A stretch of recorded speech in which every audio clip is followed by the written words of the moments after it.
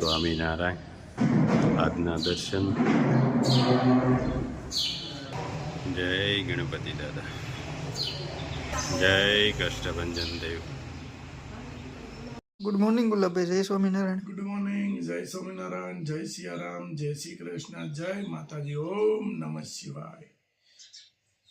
આજે આપણે ગાયોને ચારો નાખવાનો છે કે ગાયોને હું કાલે જોયું એટલે મને એમ થયું કે ગાયોને હમણાં ક્યાંયથી ચારો કોઈ આપતા નથી અને ગાયું એકદમથી નિમાણી કે ભૂખ હોય પેટમાં, ઊભું થવાની આમ શક્તિ ન હોય એવી રીતે હાવ આમ શાંતિથી ગાયું બેઠ્યું થયું. મેં કાલે આજે જોઈ અને સર્વે કર્યું કે ગાયું બધું કઈ રીતે છે કે જો કે આપણે ગામમાં જતા હોય એટલે હું એ નજર તો કરું જ કે ગાયુંમાં કેમ છે બધું જોઉં. પણ ગાયું કાલે બધાય આપણા ગામની અંદર 3 ગોંદરા છે, 3 ગોંદરે કે ગાયું એકદમ નિમાણિયું થઈને બેઠ્યું થયું. પણ ભૂખ છે, ભૂખ તો સહન થાય નહીં કોઈથી. એટલે અને હવે ખેતરોમાં કે ફાર્મ ઉપર કોઈને કંઈ ખવાય એવું રહ્યું નથી કે ચર્યા જેવું કંઈ રહ્યું નથી. એટલે જોઈ અને મને વિચાર આવ્યો કે કાલ સવારમાં એને ધરોય સારો નાખી દેવું. એટલે અત્યારમાં ચારો કપાવાનું ચાલુ થઈ ગયું છે. ઇન કેસ બપોર સુધીમાં કપાઈ જાય તો ધરોય સારો ગાયોને નાખી દઈ એટલે એને રાત શાંતિથી જાય. અને પછી જોશું કે કોઈ નાખતા હોય થોડા જાજુ તો આખો દિવસ ગાયો કાઢી નાખે. નહીંતર ગાયું બિચાર્યું ભૂખ સહન ન થાય એટલે પેલું પ્લાસ્ટિક ને એવું બધું ખાય. તો પ્લાસ્ટિકમાં તો બધું ગાયોને અમે ઘણી ગાયું મૃત્યુ પામે છે ત્યારે જોઈ તો નકરું પ્લાસ્ટિક જ નીકળે છે ગાયોના પેટમાંથી. એટલે પ્લાસ્ટિક ન ખાય અને ગાયોને એને પૂરતું ખાવાનું મળી રહે એવી ભગવાનને હું સ્વામિનારાયણ ભગવાનના ચરણોમાં પ્રાર્થના કરું છું. તમારી કે એક લાયક અને શેર કરો તો આ કેટલી ગૌ માતાઓ છે એનું કોઈનું કોઈ એવા દાતા જાગે કે ગાયોને ચારો નાખો.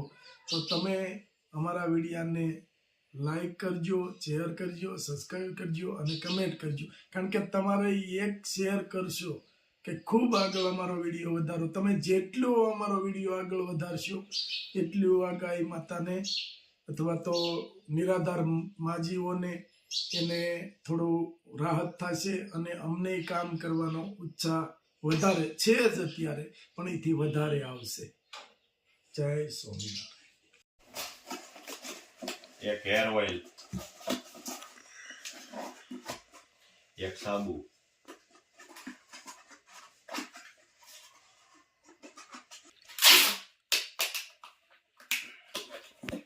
એક હેર ઓઇલ, એક શેમ્પુ,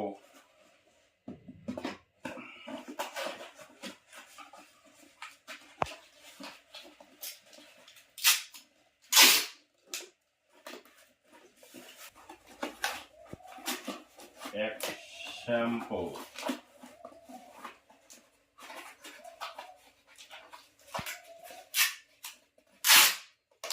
એટલા બધા પાર્સલ. હા, હજી પાર્સલ નું કામ ચાલુ છે. પાર્સલ ધનભરાટી બોલે છે. એમાં 2 પાર્સલ યુકે ના આવી ગયા ને એમાં પાર્સલ ન થાય કારણ કે યુકે ના પાર્સલ બહુ મોટા 2 પાર્સલ યુકે ના કરવા પડ્યા એટલે આ પાર્સલ ટાઈમ લાગી ગયો. હવે અત્યારે તો આગળ જલ્દી ભરી અને મોકલાવા જ પડશે. ગાડી નીકળી જાય હમણાં જ થોડીક વારમાં જ. 2 શેમ્પુ, એક હેર ઓઇલ,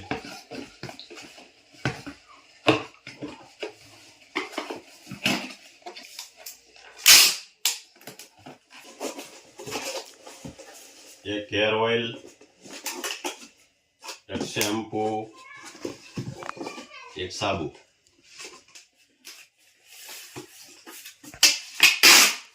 એક હેર ઓઇલ, એક શેમ્પુ,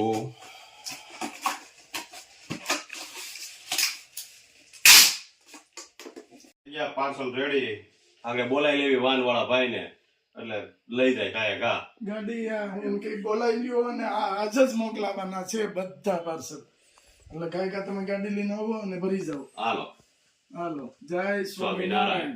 સ્વામિનારાયણ. જય સ્વામિનારાયણ. કેમ ડબ્બા ખાલી કરી નાખ્યા? ડબ્બા ખાલી થઈ ગયા, શાળો રહ્યો ને એટલે ઉપાડ હારો થાય. હવે એ પાછા ભરો એટલે ખાવા થાહે. ભરવા દો હે ને લ્યો તમારા માટે પ્રસાદી. પ્રસાદી તો લાવવી જ પડે ને. પ્રસાદી લાવવી જ પડે ને. અમે ખવડાવી તો તમારે ખવડાવી પડે ને. ખવડાવી જ પડે ને. પણ આ પ્રસાદી ખવડતા અમારો જીવ બળે પણ ખવડાવી જ પડે. શું કરવું? આ શું લાવ્યા તમે? નાસ્તો દેર માટે. એટલું ન થાય મારે. તગારું તો જોઈ ને. આટલો મુખવાસ તગારું ભરીને હોઈ ગયો છે. આંબળા લાવ્યા તેનો? હા, પછી એ ખાઈ લેજો. તગારું તો જોઈ ને. એટલે હે એટલે ગળે જો તમે આવો હતા ને. ગળે ફૂગે. અરે પણ ગળે ન પૂગે એટલે. ગળા ફરતા હોય ઓહો મજા આવે. જજો અરુણભાઈ. ના મારે આવે છે કે નો હાલે બપોરે હાલે એમ થોડું હાલે. નહીં એને તમે ખાવો હવે ભાવ કરી તમે.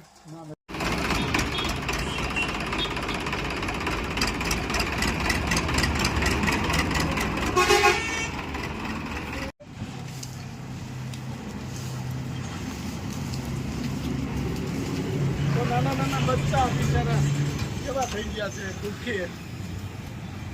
પેલાની ગોળે કહેવત છે ને ભૂખ થોડી સહન થાય.